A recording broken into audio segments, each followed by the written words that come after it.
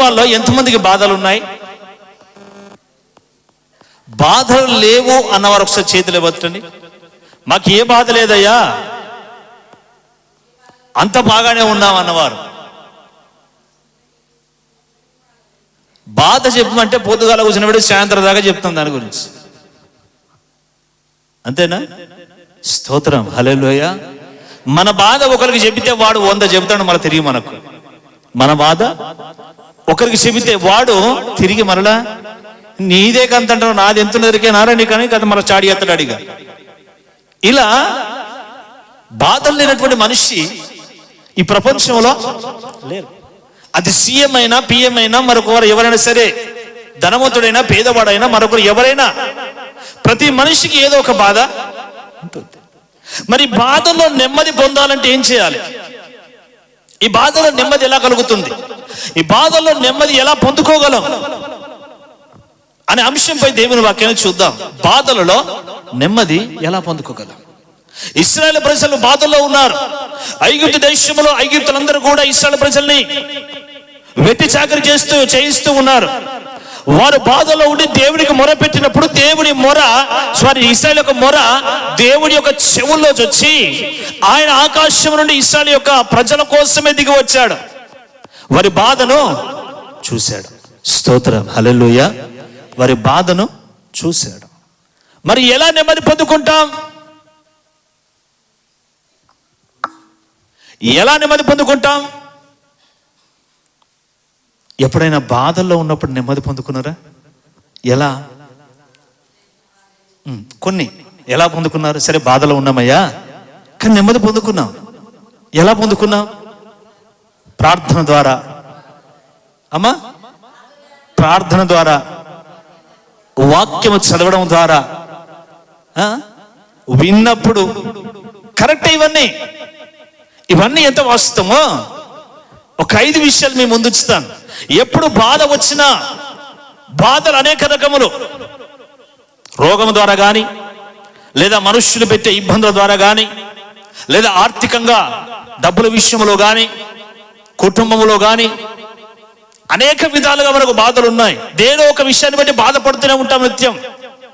కానీ వీటన్నిటిలో నెమ్మది పొందాలంటే నెంబర్ 1 చేయవలసింది, ఈ బాధలు కొంతకాలమే అని గ్రహించాలి. ఎంతకాలం చెప్పాలమ్మా? మొట్టమొదటిగా ఏ బాధ సంభవించినా ఏమనుకోవాలంటే ఇది కొంతకాలమే, ఇది శాశ్వత కాలం ఉండేది కాదు, లేదా ఇది ఎల్లకాలం ఉండేది కాదు, కొంతవరకే ఉంటుంది ఇది అని ఎప్పుడైతే గ్రహిస్తామో అప్పుడు నెమ్మదిగా ఉంటాం. ఎప్పుడైతే దీన్ని ఆలోచన చేస్తామో అప్పుడు సుఖంగా ఉంటాం. దాని గురించి పెద్దగా చింతించాం, ఆ బాధను గురించి పెద్దగా ఆలోచన చేయం. ఎందుకంటే ఇది కొంతకాలమే, లేదా కొద్దిసేపే ఉంటుంది అని ఎప్పుడైతే ఆలోచన చేస్తామో నెమ్మది పొందుకుంటాం. 1 పేతురు రాసిన పత్రిక 5వ అధ్యాయం 10వ వచనంలో చక్కగా రాయబడిన మాట చదువుదాం. పేతురు 1 పత్రిక 5వ అధ్యాయం 10వ వచనం.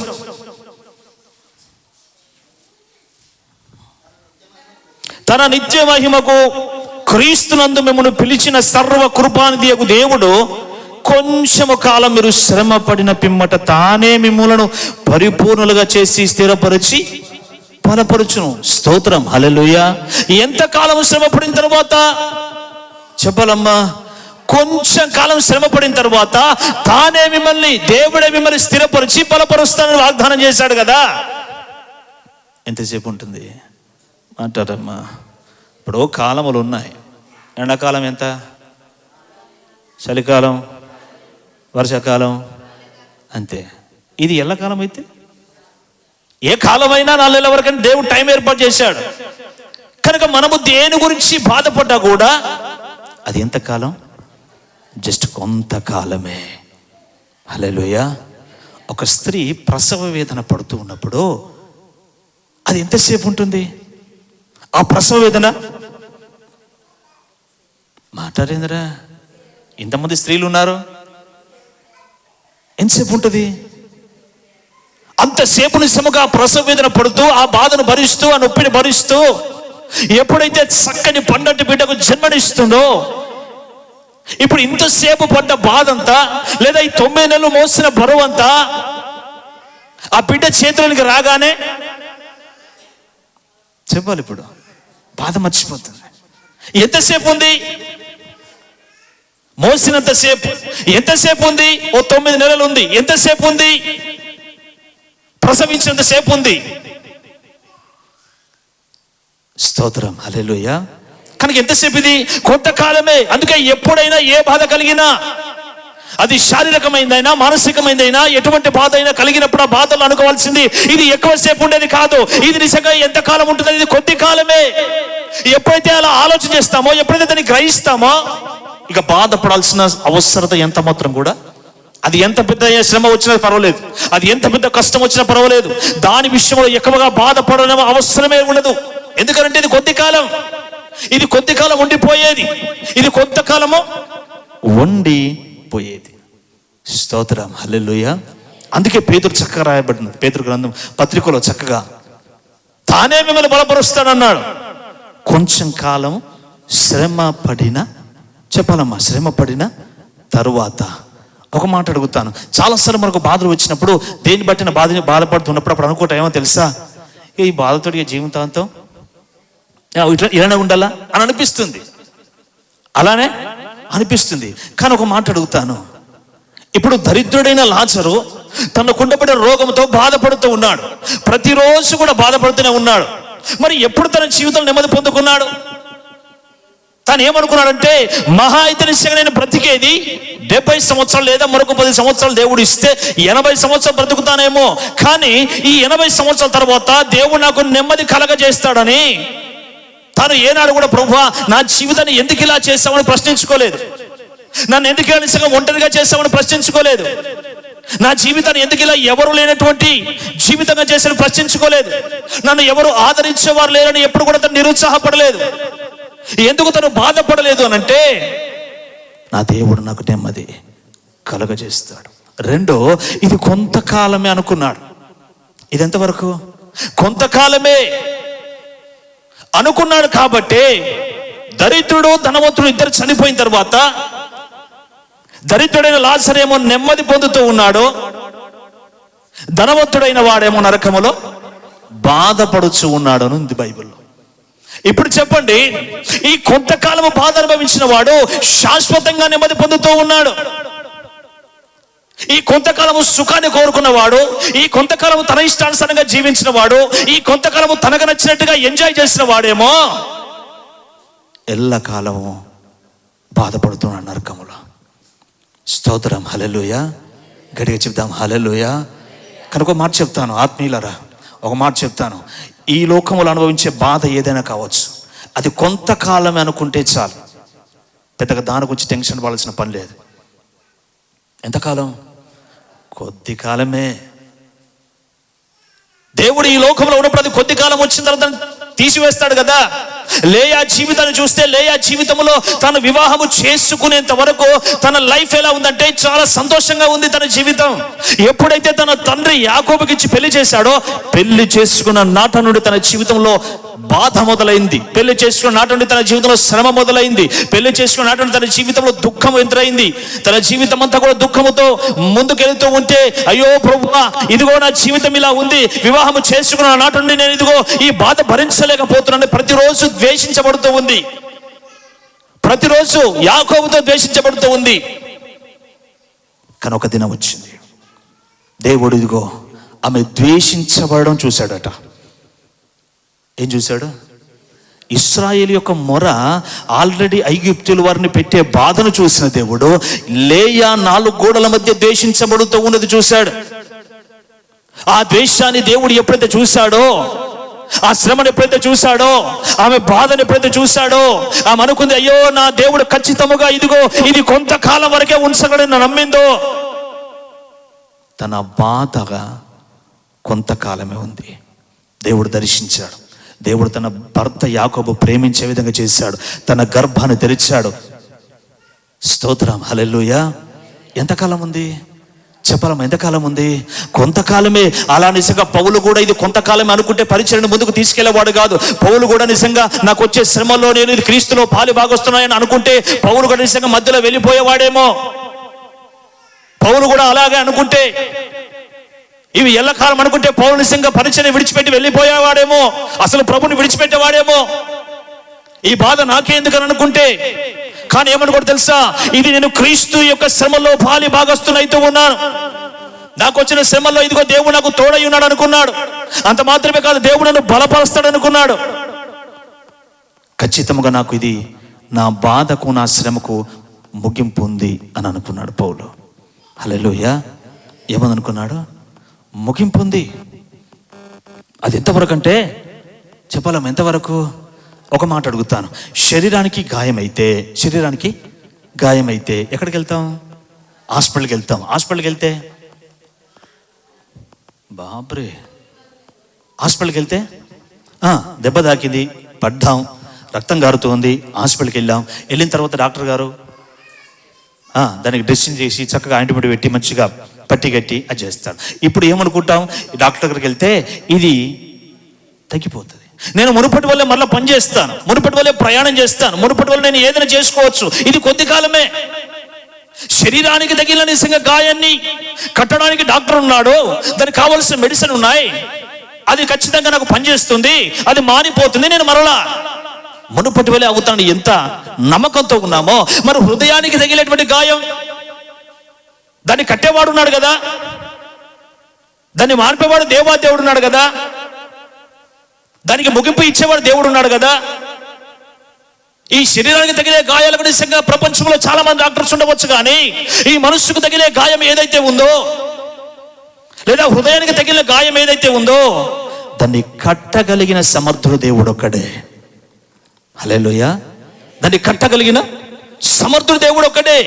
అందుకే ఏమనుకోవాలంటే, ఈ బాధను భరించేటప్పుడు, శ్రమను ఓర్చుకునేటప్పుడు, ఇదిగో నా దేవాది దేవుడు ఎలాగైనా సరే ఈ యొక్క హృదయం యొక్క గాయాన్ని కట్టి బాగు చేయగలిగిన వాడు. ఇది కొంతకాలమే. సుమారు శరీరానికి తగిన గాయం ఎన్ని రోజులు మారిపోద్ది అమ్మా? కరెక్ట్ పత్యం చేస్తే అమ్మా, పత్యం చేస్తే ఓ వారం రోజులు వేసుకున్నా. దెబ్బ తాకినా కూడా అన్ని తింటే అమ్మా, ఎస్, స్తోత్రం, హల్లెలూయా. కనుక ఈ బాధ ఎంత కొంతకాలమే. ఎప్పుడైతే ఇలా అనుకుంటామో, దేని గురించి అయితే నువ్వు బాధపడుతున్నావో, దేని గురించి అయితే రోధిస్తున్నావో, దేని గురించి అయితే దుఃఖపడుతున్నావో, ఇవన్నిటిని బట్టి ఏమనుకోవాలంటే ఇది కొంతకాలమే అని ఎప్పుడైతే తలంచుతామో నెమ్మదిగా ఉంటాం. ఎలా ఉంటాం? నెమ్మదిగా ఉంటాం. పెద్దగా దాని గురించి టెన్షన్ పడాల్సిన పని లేదు. నెంబర్ 2, త్వరగా నెమ్మది ఎలా పొందుకుంటాం? నెంబర్ 1, ఇది కొంతకాలమే అని చెప్పాలమ్మా, కొంతకాలమే అని గ్రహించినప్పుడు. నెంబర్ 2 వచ్చేసి అన్నీ మన మంచికే అనుకున్నప్పుడు. చెప్పండి ఒకసారి, చెప్పాలి అన్నీ. అది రోమీయుల రాసిన పత్రిక 8:28 చక్కగా రాయబడి ఉంది. త్వరగా తీసి చదవంటారా? రోమా పత్రిక 8:28.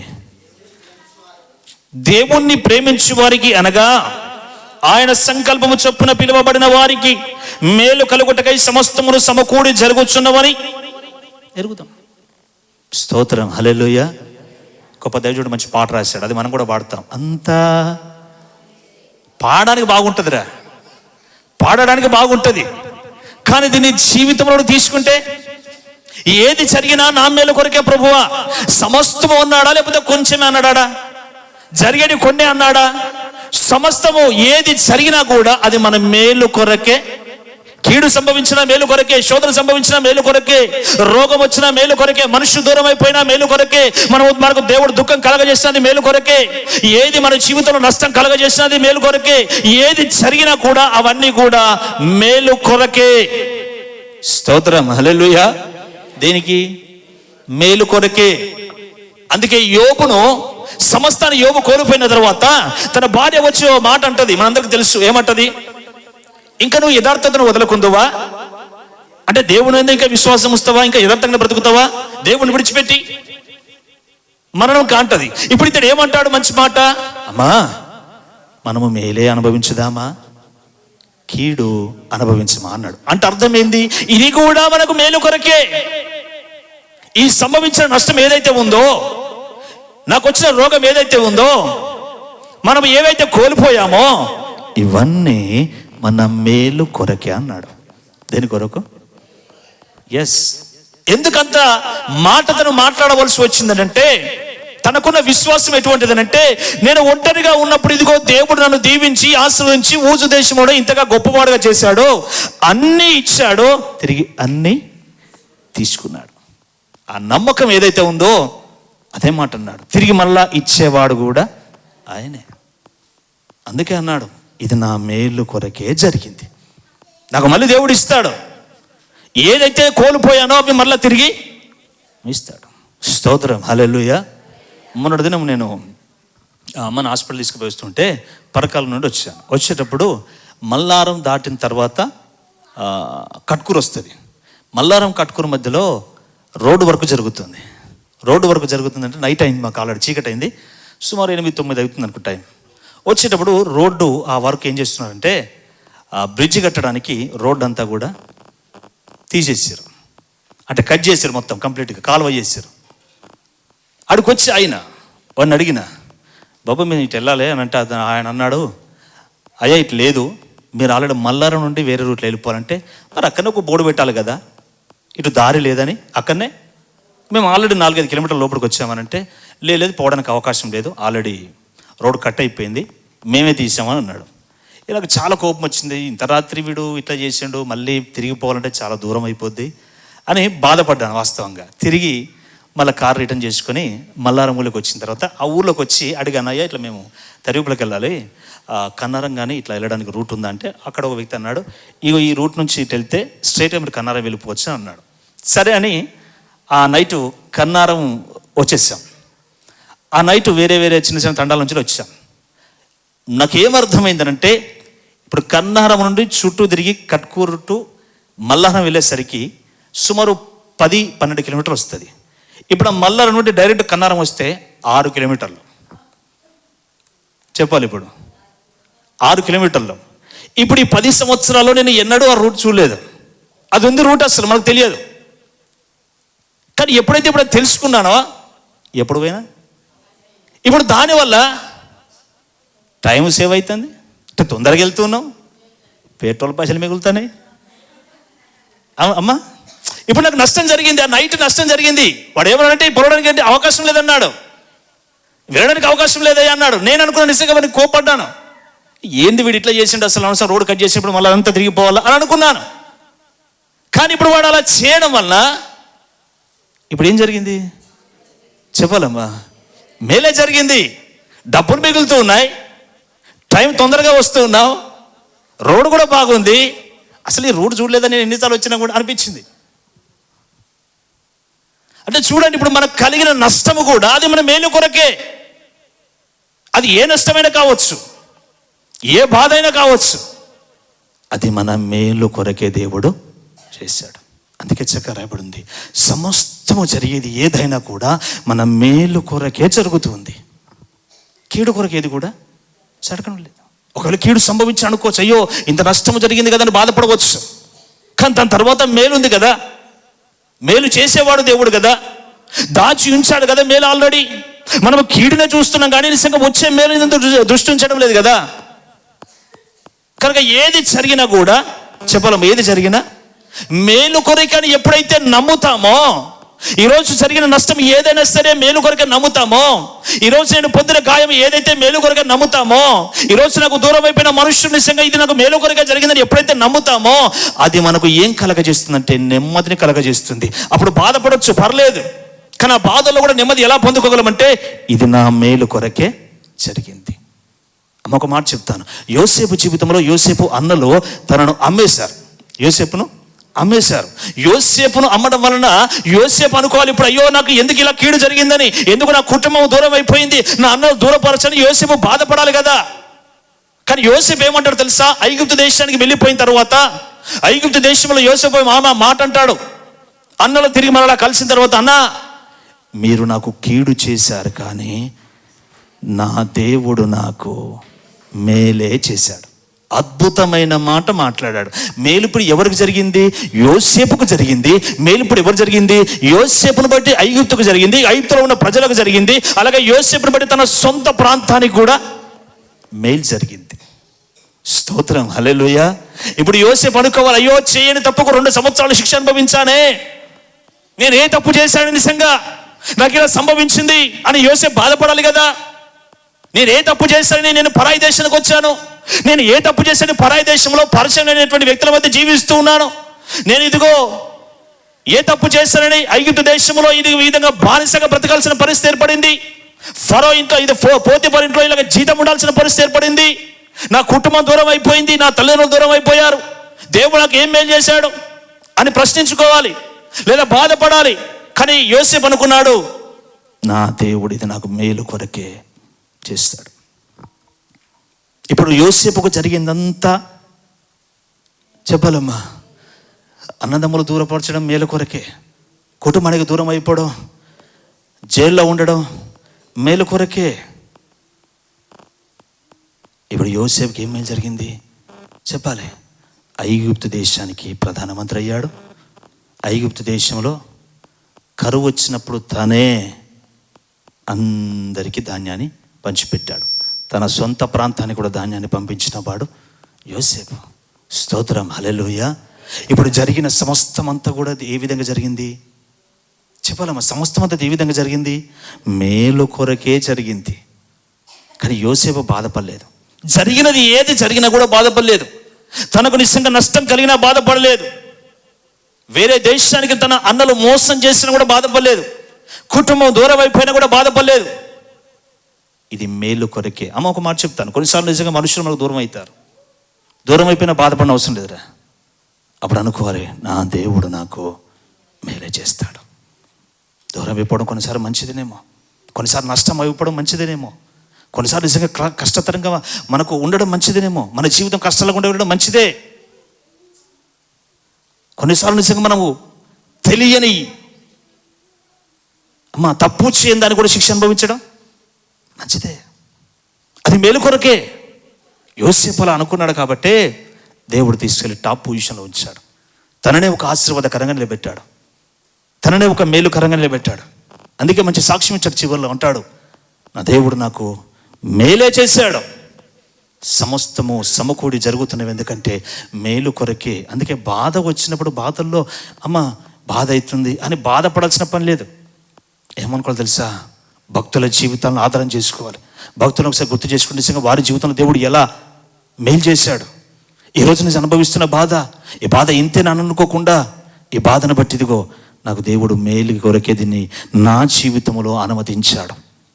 నా జీవితంలో దీన్ని అనుమతించాడు. అది కష్టమైనా కావచ్చు, ఆర్థిక ఇబ్బంది అయినా కావచ్చు, లేకపోతే అప్పుల సమస్య కావచ్చు, లేకపోతే ఏదైనా కానీ సంభవించింది ఏదైనా అప్పటి వరకు బాగానే ఉంటాం. కానీ కొంతమంది మనుష్యులు మన జీవితంలో ప్రవేశించినా, లేదు మనం వేరే వాళ్ళ జీవితంలో ప్రవేశించినా కీడుగా ఉండవచ్చు, శోధనగా ఉండవచ్చు, బాధగా ఉండవచ్చు, దుఃఖంగా ఉండవచ్చు మన జీవితం. అయినప్పటికీ అప్పుడు అనుకోవాలి, ఇది నా మేలు కొరకే, దేవుడు చేసింది నా మేలు కొరకే చేశాడు ఇది అనుకుంటే నెమ్మది పొందుతాం. అలా నెమ్మది, దాని గురించి ఆలోచన చేస్తే నెమ్మది ఉండదు. కానీ ఎప్పుడైతే ఇలా ఆలోచన చేస్తామో నెమ్మది పొందుకుంటాం. ఎందుకంటే మనం మేలు మీద దృష్టి ఉంచాం. దేని మీద? మేలు మీద మనం మనసు పెట్టాం కాబట్టి నెమ్మది పొందుకుంటాం. చూద్దాం త్వరగా మూడవదిగా, మూడు రైట్, చూద్దాం త్వరగా. మన విన్నపములో దేవునికి తెలియచేసినప్పుడు చెప్పాలి, దేవునికి తెలియజేసినప్పుడు బాధలో నెమ్మది పొందుకుంటాం. ఫిలిప్పీ 4:6-7 వచనాలు త్వరగా చదివి పెట్టండి. ఫిలిప్పీ రాసిన పత్రిక 4వ అధ్యాయం 6-7 వచనం చదివి పెట్టండి రా. దేనిని గురించి చింతపడకూడదు కానీ ప్రతి విషయంలో ప్రార్థన విజ్ఞాపనల చేత కృతజ్ఞత పూర్వకముగా మీ విన్నపములు దేవునికి, అప్పుడు సమస్త జ్ఞానమునకు మించిన దేవుని సమాధానం యేసుక్రీస్తు వలన మీ హృదయములకు మీ తలంపులకు చాలు. స్తోత్రం, హల్లెలూయా. గట్టిగా చెప్దాం, హల్లెలూయా. ఎప్పుడైనా బాధ వచ్చినప్పుడు మనుష్యులకు తెలియజేసిన వారు ఉన్నావా? అమ్మా మాట్లాడేది మిమ్మల్ని కదా అడిగేది. ఉన్నాం కదా. మస్తు బాధ అయింది, దేని గురించో బాధపడుతున్నాం, ఏదో ఒక విషయం గురించి, సమస్య గురించి బాధపడుతున్నాం. వారి దగ్గరికి వెళ్ళి ఏం చెప్పినాం? చెప్పాలమ్మా, మన బాధ అంతా చెప్పినాం. ఏం ప్రయోజనమైంది? చెప్పుకున్న బాధ అంతా చెప్పుకున్నాం. అయ్యో పాపం, అంతకు మించి ఏం జరగదు. అమ్మా అయ్యో పాపం అట్లయిందా, అంతేనా? నీ బాధ నా బాధ కాదా? నీ మెడకాయకు నా తలకాయ పెట్టనా? అమ్మా ఏం జరగదు కదా. ఇప్పుడు ఈ బాధ అంతా పంచుకున్నావు, మంచిదే. కానీ పంచుకోవడం వల్ల ఏదైనా జరిగిందా? మనుషుల్లో పంచుకున్నావు, దానివల్ల నిజంగా కొంచెం మన మీద జాలి పడతారు తప్ప దానివల్ల ఏం ప్రయోజనం ఉంది? అందుకే పౌలు అన్నాడు, మీ విన్నపములు ఏవైతే ఉన్నాయో వాటిని దేవునికి తెలియచేయుడి.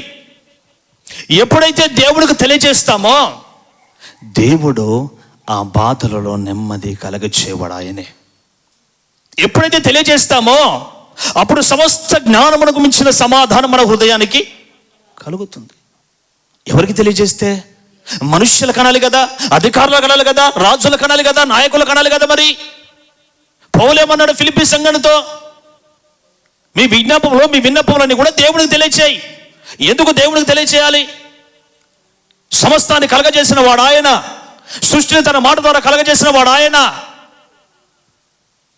సమస్తాన్ని మార్చగలిగిన వాడు ఆయన, పరిస్థితులు మార్చగలిగిన వాడు ఆయనే. తన మాట ద్వారా సమస్తాన్ని కలగజేసిన శక్తి ఆయనకుంది. జీవము కలిగిన వాడు ఆయనే. కన్నీటిని నాట్యముగా మార్చేవాడు, నీటిని ద్రాక్షరసంగా మార్చేవాడు ఆయనే. పరిస్థితులు మార్చేవాడు ఆయనే.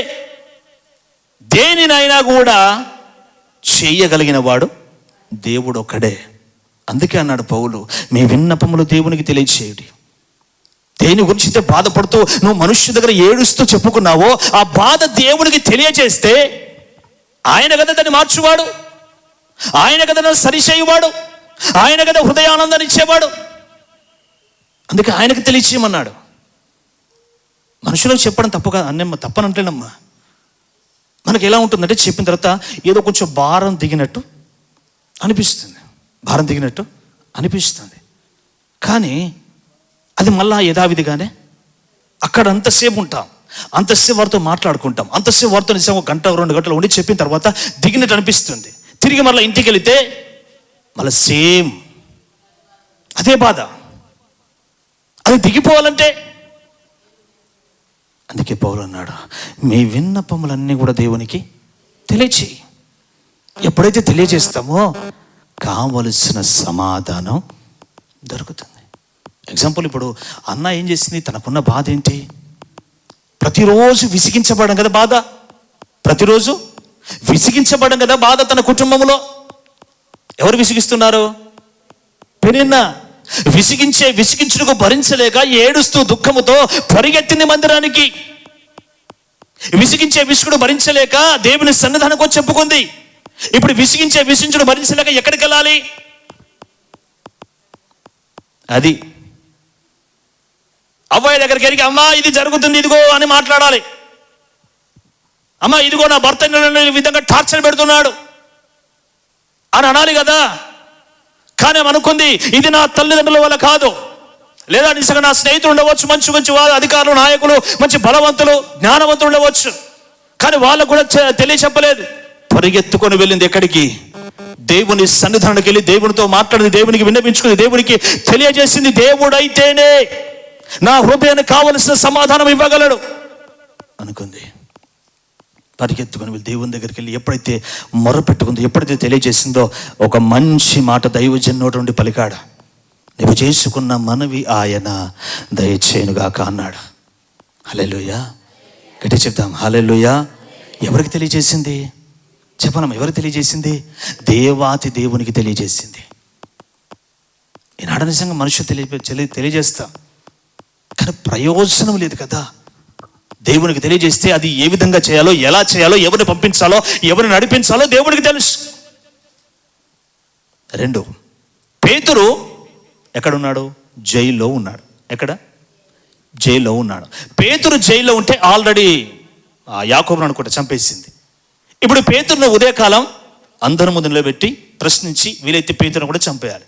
ఇది ఆలోచన హేరోద్ది. కానీ ఇప్పుడు ఆ రాత్రి పేతురును జైల్లో పెట్టారు. పేతురు జైల్లో పెడితే ఇద్దరి సైనికుల మధ్య ఉన్నాడు పేతురు. ఇటొకడున్నాడు, ఇటొకడున్నాడు. ఇద్దరి మధ్యలో సంఖ్యలు వేసి పడుకోబెట్టారు. ఇప్పుడు రేపు ఉదయకాలం ఏం జరుగుతుందనే టెన్షన్ పేతురుకు ఉంటుందా? రేపు ఒకళ్ళని చంపేస్తారన్న టెన్షన్ పేతురుకు ఉంటుందా? మాట్లాడిందిరా, ఎట్లా నిద్రపడుతురా అమ్మా? ఒక సమస్య మనకు తలెత్తినప్పుడు అసలు నిద్రపోతామా? మరి పేతురు ఎందుకు బ్రహ్మాండ నిద్రపోయాడు? పేతురు ఎందుకు మంచి నిద్రపోయాడు? 12వ అధ్యాయం అపోస్తలుల కార్యం 6వ వచనం చక్కగా రాయబడిన పేతురు ఇద్దరు సైనికుల మధ్య నిద్రించుచుండెను అనుంది. అసలు నిద్రలో పట్టిన పేతురుకు ఉదయకాలం ఏం జరుగుతుందో కూడా తెలుసు. ఆవిడ కన్నుల ఎదుట జరిగింది. రేపు పేతురు ఏం చేస్తారో తెలుసు. కానీ పేతురు మంచి నిద్రపోయాడు. ఎలా సాధ్యమైంది పేతురుకు? స్తోత్రం, హల్లెలూయా. ఏదైనా సమస్య అయితే నిజంగా బాధతో అదే విధంగా ఉంటాం, కానీ ఎలా నిద్రపడుతుంది? కానీ పేతురు నిద్రపడడానికి కారణం ఏంటో తెలుసా? పేతురు నిద్రపడడానికి కారణం ఏంటో తెలుసా? ఒకటి, తనకు వచ్చిన బాధ, తనకు వచ్చిన శ్రమ, తనకు వచ్చిన కష్టం దేవునికి తెలియపరిచాడు. నెంబర్ 1, ఎవరికి? దేవుడే తప్పించగలడని దేవునికి తెలియపరిచాడు. నెంబర్ 2, తన కోసము సంఘం ఆల్రెడీ ప్రార్థన చేస్తుంది. సంఘం అంతా కలిసి ప్రార్థన చేస్తుంది. అయ్యా, ఇదిగో మా పేతురు, ఇదిగో దైవజనుడు చెరసాల్లో ఉన్నాడు, నీవైతేనే విడిపించువాడు, నీవైతేనే బయటికి తీసుకొచ్చేవాడు. సంఘంలో నిజంగా చాలా మంది ఉన్నారు, పెద్దవారు ఉన్నారు, సంఘ పెద్దలు ఉన్నారు, వారికి తెలిసినటువంటి నాయకులు, అధికారులు తెలిసిన వారు చాలా మంది ఉన్నారు. కానీ వాళ్ళు ఏమనుకున్నారంటే ఇది నాయకుల వల్ల కాదు, ఇది అధికారుల వల్ల కాదు, ఇది దేవుని వల్లే సాధ్యమవుతుందని అందరూ ఒక చోట కూడుకొని అందరు కలిసి ప్రార్థన చేస్తున్నారు. ప్రభువా, ఇది మా పరిస్థితి, మా పేతురు మా దగ్గరికి మరలా నడిపించు, రేపు తెల్లారితే ఆదివారం, రేపు ఆయన మరలా సంఘంలో ఉండాలి, ఆయన వాక్యం బోధించాలి, ఆయన ఖచ్చితంగా రావాలి అని ఒక పట్టుదలతో, ఆసక్తితో కలిసి ప్రార్థన చేశారు. వారు చేసిన ప్రార్థన దేవాతి దేవుడు విన్నాడు. స్తోత్రం, హల్లెలూయా. దేవాతి దేవుడు విన్నాడు. నేను ఒక మాట అడుగుతాను, జరిగిన అద్భుతం ఏంటరికైనా? అమ్మ, జరిగిన అద్భుతం ఏంటి తెలుసా? దేవదూత జైల్లోనికి వెళ్ళి పేతురును లేపింది. సంఖ్యలు వాటంతటవే ఓడిపోయాయి. ఇద్దరి మధ్య నుండి బయటికి తీసుకొచ్చారు. జైల్ గేట్ దగ్గరికి వచ్చేసరికి దానంతటదే ఓపెన్ అయింది. సెన్సార్ అప్పుడే ఉందిరా, ఇప్పుడు కాదు. సెన్సార్ అనేది మీరు ఎప్పుడైనా సూపర్ మార్కెట్లో లేకపోతే పెద్ద పెద్ద షాపింగ్ మాల్లోకి పోతే ఇప్పుడు కూడా మనం డోర్ కాడికి పోగానే ఓపెన్ అయిపోతుంది. అది ఇప్పుడు వచ్చింది, అది ఎప్పుడో ఉంది, ఆల్రెడీ పేతురు కాలంలోనే ఉంది. ఓపెన్ అయిపోయింది. ఇప్పుడు శబ్దము కాకుండా తీసుకెళ్ళాడు దేవదూత బయటికి. పడుకున్నట్టే ఉన్నారు, లేచే వరకు పేతురు లేడు. సంఖ్యలు అలానే ఉన్నాయి. స్తోత్రం, హల్లెలూయా. ఎలా జరిగిందంటారు? చెప్పాలి, ఎలా జరిగింది? ఎవరికి తెలియజేస్తే జరిగింది? దేవునికి తెలియజేస్తే జరిగింది. స్తోత్రం, హల్లెలూయా. పేతురు దేవునికి తెలియజేశాడు, సంఘము దేవునికి తెలియజేసింది. దేవునికి ఎప్పుడైతే తెలియజేశారో అద్భుత రీతిగా దేవుడు పేతురును బయటికి తీసుకొని వచ్చాడు. అందుకే పౌలు అన్నాడు, మీ విన్నపములు దేవునికి తెలియచేయుడి. తెలియచేస్తే అప్పుడు అందుకు అక్కడ రాశాడు పాయింట్ అదే. అప్పుడు సమస్త జ్ఞానమునకు మించిన సమాధానం మీ హృదయానికి దొరుకుతుంది. మీ తలంపులకు దేని గురించి అయితే ఆలోచన చేస్తున్నామో తలంపులో, దానికి కూడా నెమ్మది ఎలా దొరుకుతుందంటే దేవునికి తెలియజేసినప్పుడు. స్తోత్రం, హల్లెలూయా. ఎవరికి తెలియజేసినప్పుడు? దేవునికి తెలియజేసినప్పుడు. చూద్దాం త్వరగా. నెంబర్ 4, 4వదిగా, బాధలో నెమ్మది ఎలా పొందుతాం? 1 చెప్పరా, 1 ఎలా పొందుతాం? ఇది కొంతకాలమే అని గ్రహించినప్పుడు. నెంబర్ 2, అంతా నా మంచిగా జరుగుతుంది అనుకున్నప్పుడు. 3, మన విన్నపాలు దేవునికి తెలియజేసినప్పుడు. 4 త్వర చూద్దాం. 4, వాక్యమును ధ్యానించినప్పుడు. కీర్తనలో 119, 50 వచనంలో చక్కగా రాయబడి ఉంటుందిరా. అమ్మ, తీయని అవసరం లేదు. నీ వాక్యము నన్ను బ్రతికించను, నా బాధలలో నెమ్మది కలగజేసింది. చాలు. స్తోత్రం, హల్లెలూయా. గట్టిగా చెప్దాం, హల్లెలూయా. ఇప్పుడు బాధ వచ్చినప్పుడు వాక్యం చదివిన వారు ఉన్నారా? బాధ వచ్చినప్పుడు వాక్యం చదివిన వారు మామూలుగా చదవడం వేరు, బాధ వచ్చినప్పుడు చదవడం వేరు. బాధ వచ్చినప్పుడు భోజనం చేసిన ఉన్నారా? ఎన్ని బాధలు వచ్చినా పాచ తినడానికి అడ్డమా? ఎన్ని బాధలు వచ్చినా ఇది ఆపలేము కదా. కానీ మరి బాధ వచ్చినప్పుడు వాక్యము చదవడము కానీ, వినడము కానీ, చదివింది కానీ, లేకపోతే విన్నది కానీ ధ్యానం చేయడం. ధ్యానం చేస్తే వాక్యం వస్తుందయ్యా. ధ్యానం చేస్తే ఆ వాక్యం ఏదైతే ధ్యానం చేస్తామో, ఏదైతే విన్నామో ఆ వాక్యము మనకు నెమ్మదిని కలగజేస్తుంది. స్తోత్రం, హల్లెలూయా. ఏం కలగజేస్తుంది? గట్టిగా అమ్మ, ఏం కలగజేస్తుంది? అందుకే దావీదు మహారాజు మంచి మాట అన్నాడు కీర్తనల గ్రంథం 1వ అధ్యాయంలో, ధర్మశాస్త్ర గ్రంథమును ఆనందించుచు దివారాత్రము దానిని ధ్యానించువాడు ధన్యుడు. ఏదైతే చదువుతూ ఉన్నావో, ఏదైతే వింటూ ఉన్నావో అదేం చేయాలి? మరలా గట్టిగా ఏం చేయాలి? దాన్ని ధ్యానిస్తూనే ఉండాలి కదా. ఈరోజు ఈ యొక్క ఆదివారం ఏం వాక్యం విన్నాము, ఏం వాక్యం చదివాము, చదివిన వాక్యం, విన్న వాక్యం నిజంగా దేని గురించి బోధించబడింది, ఎలా బోధించబడింది, భక్తుల జీవితం ఎలా ఆధారంగా ఉంది, వాళ్ళు ఎలా వారికి వచ్చిన పరిస్థితుల్లో, బాధల్లో, కష్టాల్లో, శ్రమల్లో వాళ్ళు ఎలా దేవుని స్తుతించారు, ఎలా విడిపించాడు అని ఒక్కసారి దాన్ని ధ్యానిస్తూ ఉంటే అప్పుడు అనిపిస్తుంది, ఎంత కష్టతరమైన పరిస్థితులు ఉన్నా నా దేవుడు నాకు నెమ్మది కలగజేస్తాడని. ఎందుకో తెలుసా? వాక్యము దేవుడై ఉండెను. ఏమైంది? గట్టి చెప్పాలి. దేవుడై ఉండెను. ఏ గ్రంథానికి లేనటువంటి శక్తి ఈ గ్రంథానికి ఉంది, గ్రంథంలో ఉన్న మాటలకు ఉంది. ఏ గ్రంథానికి లేనటువంటి శక్తి పరిశుద్ధ గ్రంథానికి ఉంది, పరిశుద్ధ గ్రంథంలో ఉన్న మాటలకు ఉంది. ఈ మాట ఎప్పుడైతే, ఈ వాక్కు ఎప్పుడైతే బయటకు వస్తుందో, పలకబడుతుందో, ఈ మాట అనేకుల జీవితాలను మార్చేసింది. ఇంకో మాట చెప్పనా? నీ వాక్యం నన్ను బ్రతికించింది అన్నాం కదా. ఈ వాక్యం నిజంగా ఎన్నిసార్లు ఎంతమందిని బ్రతికించింది తెలుసా? చదివినప్పుడు కానీ, లేకపోతే మందిరంలో దైవజనులు మాట్లాడుతూ ఉన్నప్పుడు కానీ, బోధించబడుతూ ఉన్నప్పుడు కానీ, ఎంతో మంది చనిపోదామని వచ్చి కూడా దేవుని వాక్యం ద్వారా పట్టబడి ఆ వాక్యం బలపరచబడిన తర్వాత ఇక చనిపోని అవసరం లేదని ఆత్మహత్య చేసుకోవడం రద్దు చేసుకొని తిరిగి మరలా బ్రతికితే చాలనుకున్న వారు ప్రపంచంలో చాలా మంది ఉన్నారు. అలా ఎంతో మందిని బ్రతికించింది వాక్యం. దేనికి లేనటువంటి శక్తి దేవుని వాక్యానికి ఉంది. స్తోత్రం, హల్లెలూయా. దేనికి లేదు. అంత శక్తి కలిగిన మాట ఓ రౌడీ షీటర్ను మార్చేసింది. అంత శక్తి కలిగిన మాట ఓ తాగుబోతును మార్చేసింది. అంత శక్తి కలిగిన మాట ఓ తిండిబోతును మార్చేసింది. అంత శక్తి కలిగిన మాట ఒక హింసించే వ్యక్తిని మార్చేసింది. ఇలా చెప్పుకుంటూ పోతే ప్రపంచంలో అనేకులు కూడా మార్చబడడానికి గల కారణం దేవుని యొక్క వాక్యం. హల్లెలూయా. ఈ వాక్యాన్ని ధ్యానిస్తే చాలు, నెమ్మది. అందుకే అంటానమ్మా, బాధల్లో ఉన్నప్పుడు వాక్యం తీసి చదవడం మంచిదిరా. ఏమున్నప్పుడు? బాధల్లో ఉన్నప్పుడు. స్తోత్రం, హల్లెలూయా. మాకు కొత్తగూడెంలో మా బాబాయ్ ఉంటాడు. మా బాబాయ్ వల్ల చెడ్డకూడు. ఆడు ఈ పెయింటింగ్ కాంట్రాక్ట్ ఉంటుంది కదా, పెయింటింగ్ వేపిస్తాడు కాంట్రాక్ట్ బట్టి. పెయింటింగ్ వేయించడానికి ఇల్లు, పెద్ద ఇల్లు కాంట్రాక్ట్ పెట్టాడు. ఇంటి ఓనర్ దగ్గర అతనితో ఓ 50,000 లక్షలు మాట్లాడుకున్నాడు. ఆ ఓనర్ వాళ్ళ కొడుకులు అమెరికా దేశంలో ఉంటారు. ఓ 20,000 30,000 అడ్వాన్స్ తీసుకున్నాడు. ఇంకెంత రావాలి? ఓ 70,000 రావాలి.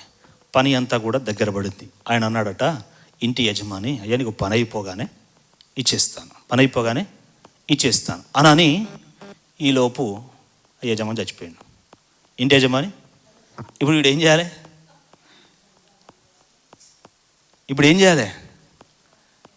ఇది చచ్చిపోయింది, ఇప్పుడు పైసా ఎట్టు రావాలి అని ఏం ఆలోచన వస్తలేదు. ఇక పనికి కూలోళ్ళేమో డబ్బుల కోసం ఇబ్బంది పెడుతూ ఉన్నారు. ఏం ఆలోచన వస్తలేదు మనకి, పిచ్చిలు వేస్తుంది. ఇక రోజులు గడిచిపోతున్నాయి. అమెరికన్ వాళ్ళ కొడుకులు రావడానికి వాళ్ళు దినాలకు వస్తారు. వచ్చిన తర్వాత నువ్వు అసలు ఎంతగా మాట్లాడుకున్నావు, అది నిజమేనా కాదని వాడిని ప్రశ్నలు చేస్తాడో, ఇవన్నీ కూడా మైండ్లో తిరుగుతూ ఉన్నాయి. నేను అడిగాను, బాబాయ్ మరి ఏం చేసినామని అడిగిన.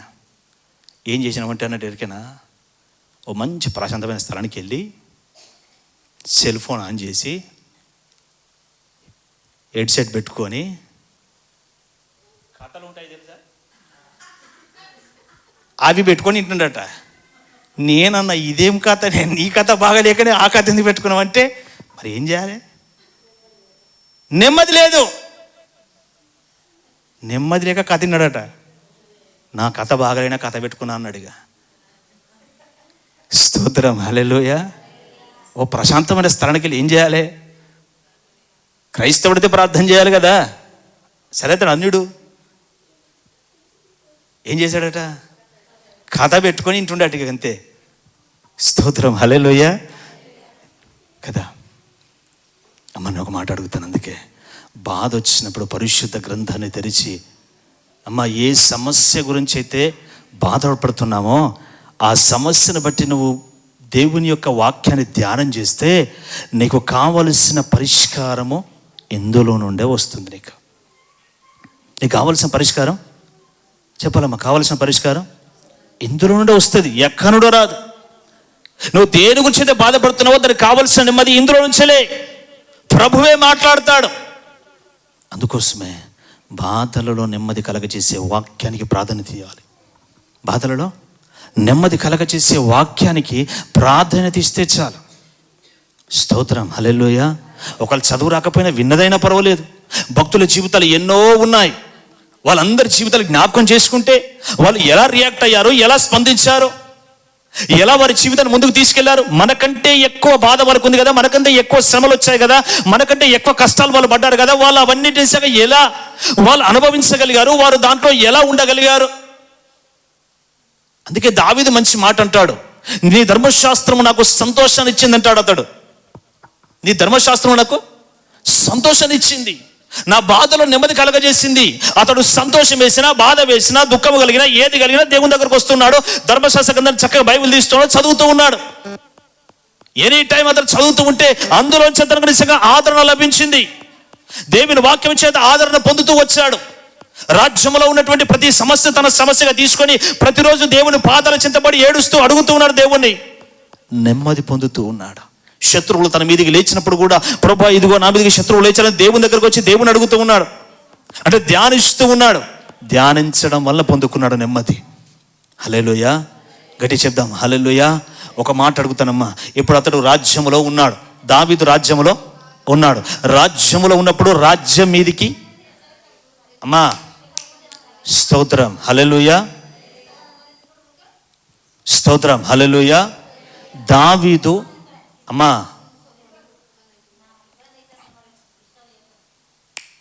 స్తోత్రం, హల్లెలూయా. దావీదు రాజ్యంలో ఉన్నాడు. దావీదు రాజ్యాన్ని పరిపాలిస్తున్నప్పుడు ఆయన రాజ్యం మీదకి మరొక రాజ్యం యుద్ధానికి వస్తే నెమ్మది ఉంటుందా? నెమ్మది ఉంటుంది కదా.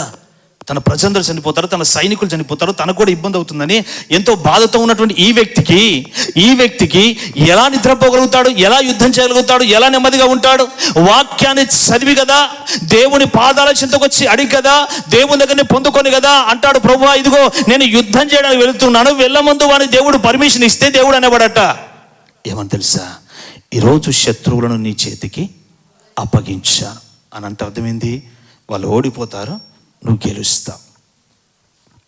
అందుకే ధ్యానించేవాడు దావీదు.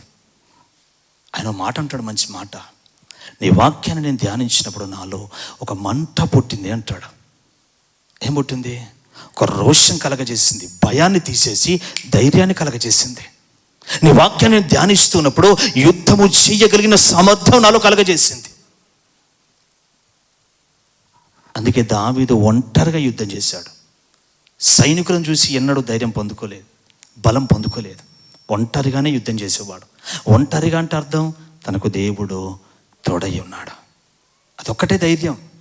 తన బలాన్ని బట్టి కానీ, తన జ్ఞానాన్ని బట్టి కానీ, తనకున్న సైన్యాన్ని బట్టి కానీ ఏనాడు దావీదు ధైర్యం పొందుకోలేదు. కేవలం దేవుని బట్టి ధైర్యం పొందుకొని యుద్ధాన్ని చేసి విజయవీరుడుగా తిరిగి వచ్చాడు. దానికి కారణం ఏంటి తెలుసా? అతడు వాక్యాన్ని ప్రేమించేవాడు, అతడు ధర్మశాస్త్రాన్ని అనుసరించేవాడు, అతడు ధర్మశాస్త్ర గ్రంథాన్ని ప్రేమించేటువంటి మనస్సు కలిగిన వాడు, దాన్ని బట్టి సంతోషించేవాడు. ఎవరైనా వెండి బంగారాన్ని బట్టి సంతోషిస్తారు, కానీ దావీదు ధర్మశాస్త్రాన్ని బట్టి సంతోషించాడు. అందుకే దావీదు జీవితంలో విజయం చూస్తూ వచ్చాడు. కనుక ఎలా నెమ్మది పొందుకుంటాం? వాక్యాన్ని ధ్యానించినప్పుడు. చెప్పండి ఒకసారి, వాక్యాన్ని విన్నదైనా చదివినదైనా ఎప్పుడైతే ధ్యానం చేస్తామో ఆ ధ్యానం చేసిన వాక్యం మనకు ఏం కలగజేస్తుంది? బాధలో ఉన్నప్పుడు నెమ్మదిని కలగజేస్తుంది. చివరిగా చెప్పి ముగించేస్తాను. చివరిగా శోధన తప్పించుటకు దేవుడు మార్గము కలగజేస్తాడని నమ్మినప్పుడు. ఎప్పుడు? ఇప్పుడు శోధన సంభవించింది. శోధన ద్వారా సాతాను కూడా శోధిస్తాడు. వాడు ఎన్నో రకాలుగా శోధిస్తాడు. ఇప్పుడు ఆ శోధనలో ఎలా నెమ్మది పొందుకుంటావు? చెప్పాలి, ఎలా నెమ్మది పొందుకుంటావు? దేవుడు ఎలాగైనా దీనిలో మార్గాన్ని కలగ చేస్తాడని ఎప్పుడైతే నమ్ముతామో అప్పుడు నెమ్మది పొందుకుంటాం. దాని గురించి పెద్ద టెన్షన్ పడం. సాతాను ఎంత శోధించినా వాడు శారీరకంగా శోధిస్తాడు, ఇటు మానసికంగా శోధిస్తాడు, అటు ఆర్థికంగా శోధిస్తాడు, ఇటు కుటుంబంలో శోధిస్తాడు. వాడు ఎటు చూసినా వాడు శోధకుడే వాని పేరు. వాడు శోధించినప్పుడు అనుకోవాలి, ఇదిగో ఈ శోధనలో కూడా నా దేవుడు ఎలాగైనా తప్పించగలడు, దానిలో మార్గం కలగ చేయవాడు ఆయనే. అన్ని పరిస్థితులు, అన్ని మార్గాలు మోసుకుపోయినా ఒక మార్గాన్ని దేవుడు ఎలాగైనా తెరిచి ఉంచాడు కదా. మార్గాన్ని కలగ చేయవాడు ఆయనే. పరిస్థితులు మనకు అనుకూలంగా లేకపోయినా, క్లిష్ట పరిస్థితిగా ఉన్నా దానన్నిటి మార్గం కలగ చేయవాడు దేవుడే అని ఎప్పుడైతే నమ్ముతామో ఆ టైంలో నెమ్మదిగా ఉంటాం. ఉదాహరణ ఎగ్జాంపుల్ చెప్తాను. ఇశ్రాయేలు ప్రజల్ని ఆల్రెడీ ఫరో సైన్యము తరుముతూ ఉంటే ముందు ఎర్ర సముద్రం ఉంది, వెనక సైన్యం, ఫరో సైన్యం ఉంది. ఇప్పుడు ఫరో సైన్యం ఉన్నప్పుడు వీరు మధ్యలో ఇరుకునబడ్డారు. ముందు సముద్రం ఉంది, వెనక శత్రువులు ఉన్నారు. వెనుకకు వెళ్ళినా చంపేస్తారు, ముందుకు వెళ్తే సముద్రంలో పడి చావాల్సిందే. వీరికి తప్పించుకునే మార్గం ఎక్కడ కూడా లేదు. ఇప్పుడు ఏం చేద్దాం? ఇరుకున పడి ఉన్నారు. శత్రువు అనుకుంటున్నారు, దొరికారా వీళ్ళు మనకు, ఈరోజు వాళ్ళ పని అయిపోయిందని. ముందు చూస్తే సముద్రం ఉంది, ఎటు వెళ్ళలేని పరిస్థితి. అప్పటికే మోషే మీద తిరగబడ్డారు. అయ్యా, ఐగుప్తులో ఉన్నప్పుడు వాడు కాస్తో కూస్తో తిండి పెట్టి ఎటు చాకరీ చేయించుకునేది, ఎందుకు తీసుకొచ్చావు? సముద్రంలో మమ్మల్ని కలపడానిక, లేదా శత్రువు చేతికి అప్పగించబడి చంపేయడానిక అని అంటారు. అని అంటే మోషే అన్నాడు మంచి మాట, మీరు ఊరకనే నిలుచుండి. అది అద్భుతమైన మాట. ఈ మాట మనం గుర్తుంచుకోవడమే, రాసుకోవడమే. ఏది సంభవించిన శోధన కూడా ఏమనుకోవాలి తెలుసా? నేను ఊరకనే నిల్చుని చూడాలి. ఎందుకు?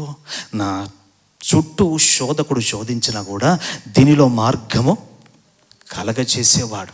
ఎవడైనా ఊహించగలడా? అసలు ఏ శత్రువైనా ఊహించగలడా సముద్రంలో మార్గం కలగజేస్తాడని? ఎవడైనా ఊహించగలడా? ఇశ్రాయేలుకు కూడా ఊహలకు కూడా అందలేదు, ఫరో సైన్యానికి కూడా ఊహలకు కూడా అందలేదు. కానీ మోషేకు తెలుసు, నా దేవుడు ఐగుప్తు దేశం నుండి విడిపించగలిగిన సమర్థుడు, ఎలాగైనా తప్పించగలడని ఊరికనే నిల్చొని చూడండి అంతే. సముద్రంలో మార్గం కలగజేస్తే 6 నెలలుగా చేస్తే దాని నుండి అందరూ కూడా నడిచి వెళ్ళిన తర్వాత ఈ ఫరో సైన్యం అనుకున్నారు, ఇక మనకి ఎట్లా దొరకారు, మనం కూడా ఇదే దారిలో వెళదాం. కానీ ఒక మాట చెప్పనా, మా జీవితం వీడికే ముగించబడుతుంది అనుకోలేదు. ఎవరు? ఫరో సైన్యం అనుకోవాలి, ఈ నీళ్ళలో మేము పడి చచ్చిపోతున్నాం, వాడు ఊహించలేదు. కానీ ఎప్పుడైతే మధ్యలోనికి వచ్చారో, సముద్రం మధ్యలోనికి, మోషే కర్ణాటక ఇటు అనేసరికి కంప్లీట్గా సముద్రంలోనే మునిగిపోయారు. చూడండి, ఇప్పుడు అన్ని పరిస్థితులు మూసుకుపోయినా మరొక దారి దేవుడు కలగ చేశాడు. సముద్రమే సమస్య లాంటి పరిస్థితులు కూడా సమస్యనే, ఆ సమస్యలో దారిని కలగజేశాడు. ఎప్పుడైతే ఇలా ఆలోచన చేస్తామో, నమ్ముతామో, అప్పుడు నెమ్మదిగా ఉంటాం. అన్నీ మూసుకుపోయాయిగా, ఏ దిక్కు లేదిగా, అయిపోయింది నా పని, ఇవన్నీ వద్దు. ఏమనాలి? చెప్పాలమ్మా, ఏమనుకోవాలి? అమ్మా గుర్తు చేసుకోవాలి, దేవుడు అన్నాడు, మోషే అన్నాడు, ఊరకనే నిలుచుండి చూడు. ఊరక నిల్చుండే, దేవుని మీద విశ్వాసం ఉంచి, నమ్మకం ఉంచి నిల్చుండి చూడు. నా దేవుడు ఇదిగో ఈ సమస్యల్లో కూడా మార్గాన్ని కలగ చేయగలడు. సముద్రంలో మార్గం కలగజేసిన వాడు. సముద్రం నిజంగా అంతు చిక్కనిది, దాని లోతు అంతు చిక్కదు, దాని వెడల్పు అంతు చిక్కదు. అటువంటి అంతు చిక్కని సముద్రాన్ని దారిగా చేసిన వాడు, నా సమస్య నాకు అంతు చిక్కకపోయినా సమస్యలో ఉండి కూడా దారిని కలగ చేయగలిగిన సముద్రం ఆయన ఒకటే కదా. కనుక దాని గురించి చింతించడం, బాధపడడం మానేసి అనుకోవాలి, ఇదిగో నా దేవుడు ఎలాగైనా మార్గాన్ని కలగజేస్తాడు. అలా అనుకొని అమ్మా నెమ్మది పొందితే చాలు, అంటే నిమ్మలంగా ఉంటే చాలు. స్తోత్రం, హల్లెలూయా. అందుకే బైబిల్లో మంచి మాట రాయబడి ఉంటారు, నువ్వు చింతించడం వలన ఆ మూరుడు ఎక్కువ కామని ఉంటుంది. కాబట్టి ఏం చేద్దాం? బాధలలో నెమ్మది పొందుదాం. ఎలా? నెంబర్ 1, ఇది కొంతకాలమే. చెప్పాలమ్మా, ఇది కొంతకాలం అని ఎప్పుడైతే అనుకుంటామో అప్పుడు నెమ్మది దొరుకుతుంది. 2, అన్నీ వచ్చేవి ఏదైనా, జరిగేది ఏదైనా, సంభవించేది ఏదైనా నా మంచికే. ఎప్పుడైతే ఇలా అనుకుంటామో నెమ్మది పొందుతాం. 3,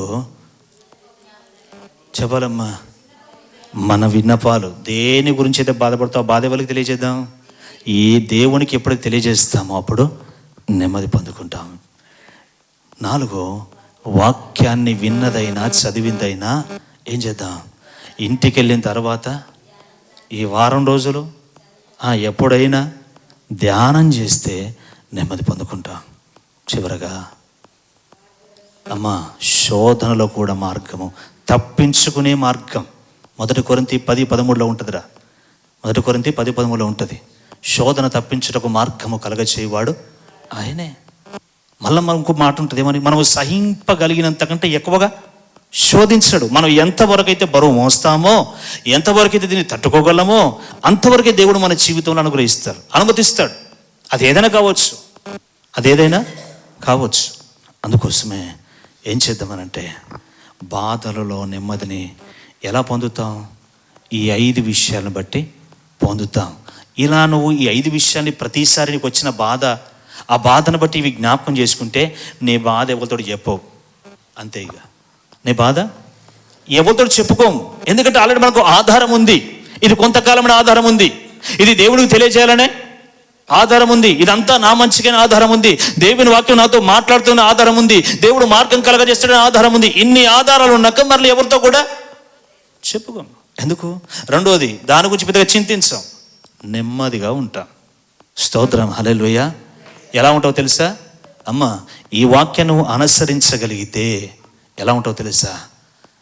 ఒక వ్యక్తి వచ్చి అంటా నీతో, ఇంత బాధ సంభవించినా ఎలా నెమ్మదిగా ఉండగలుగుతున్నావు అంటాడు. అర్థమైందా? ఏమంటాడు? నీకు ఇంత కష్టం సంభవించింది, నువ్వు ఎలా సంతోషంగా ఉండగలుగుతున్నావు, ఎలా నెమ్మదిగా ఉండగలుగుతున్నావు అంటే కారణం అది. అలా ఎప్పుడైతే ఒక వ్యక్తి వచ్చి మనల్ని అడుగుతాడో అప్పుడు నువ్వు పరిపూర్ణమైన క్రైస్తవుడివి. దేవుని మీద ఆధారపడిన వ్యక్తుల, దేవునికి మన విన్నపాలు తెలియజేసిన వారు, ఇవి కొద్దివే అని అనుకున్నవారు, ఇది నా మేలు కొరకే అని అనుకున్నవారు. స్తోత్రం, హల్లెలూయా. తలలు వంచుదాం, ప్రార్థన చేద్దాం. కనుక దేని గురించి బాధపడడం అవసరం లేదు. నెమ్మది పొందే స్థలంలో ఉన్నా తలలు వంచుదాం, ప్రార్థన చేద్దాం.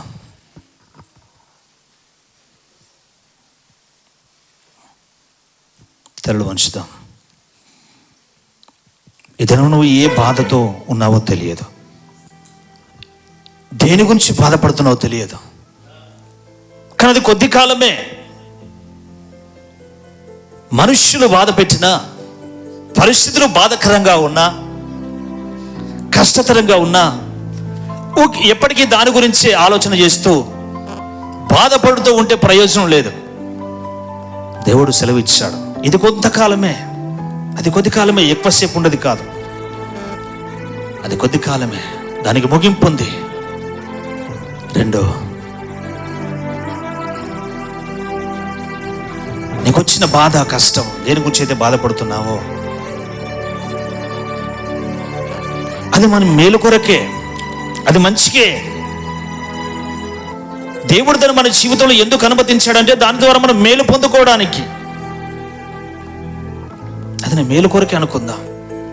ఎప్పుడైతే అలా అనుకుంటామో బాధపడం, దాని ద్వారా మేలు జరగబోతుంది. దాని ద్వారా కొన్ని దేవుడు నేర్పించాలనుకుంటున్నాడు. ఆ వచ్చినటువంటి శోధన ద్వారా, కీడు ద్వారా, శ్రమ ద్వారా దేవుడు మహిమపరచబడాలనుకుంటున్నాడు. దాని ద్వారా దేవుడు మేలు చేసి మహిమపరచబడాలనుకుంటున్నాడు.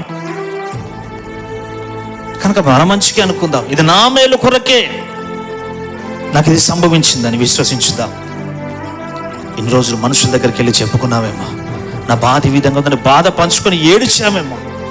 కనుక దేవుని వాక్యం అంటుంది, మీ విన్నపములు దేవునికి తెలియచేయండి, అప్పుడు ఇదిగో సమస్త జ్ఞానము ఇచ్చే సమాధానం మీకు కలుగుతుందని. దేవుని తెలియచేద్దాం. నువ్వు దేని గురించి బాధపడుతున్నావు దేవుడికి తెలియజేస్తే పరిష్కారం చూపేవాడు ఆయన కదా. నీ బాధకు ఇదిగో సమాధానం ఇచ్చేవాడు ఆయన కదా. అంత గొప్ప జీవము కలిగిన దేవుని దగ్గరికి వద్దా. ఎన్నోసార్లు మన జీవితంలో దేవుడు చేసిన మేలు చూసాం, మనం ప్రార్థించి పొందుకున్నాము కూడా. కానీ మరలా మనుషుల వద్దకు వెళ్ళి దాన్ని చెప్పడం వల్ల ప్రయోజనం లేదు. దేవుని తెలియచేద్దాం. దేవుని వాక్యం చదువుతూ ఉన్నప్పుడు, వింటూ ఉన్నప్పుడు, ఆ విన్న వాక్యాన్ని, చదివిన వాక్యాన్ని ధ్యానం చేస్తూ ఉన్నప్పుడు ఆ వాక్యం మనతో మాట్లాడుతుంది. బాధలో ఉన్నప్పుడు ఆ వాక్యం మనకు నెమ్మది కలగజేస్తుంది. ఆ వాక్యం మనల్ని బ్రతికిస్తుంది. ఈ బాధ భరించలేక నిజంగా మరణిస్తే బాగుండు, చనిపోతే బాగుండు అనే ఆలోచనను తీసివేస్తుంది. తిరిగి మరలా ఇదిగో బ్రతకాలనే ఆలోచన, ఆశను కలగజేస్తుంది.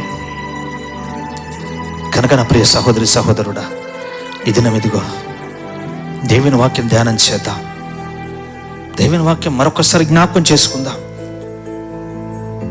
దావీదు అంటాడు, నేను మంచం మీద ఉన్నప్పుడే నేను జ్ఞాపకం చేసుకుందును అని.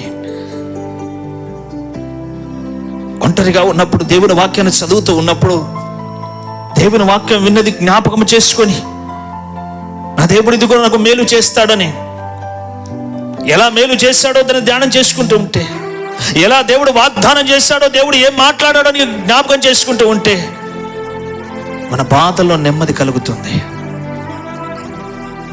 అన్ని దారులు మూసుకుపోయినా, ఏ దారి కనబడకపోయినా, కష్టతరంగా ఉన్నా, సహాయం చేసేవారు లేకపోయినా, ఆదరించేవారు లేకపోయినా, ఇక నా పని అయిపోయింది అనుకునే స్థితికి వచ్చినా, నా దేవుడు ఇదిగో మార్గము కలగ చేయబడాయనే. మూసుకుపోయిన వాటిలో దేవుడు మార్గము తెరవగలిగిన వాడాయనే.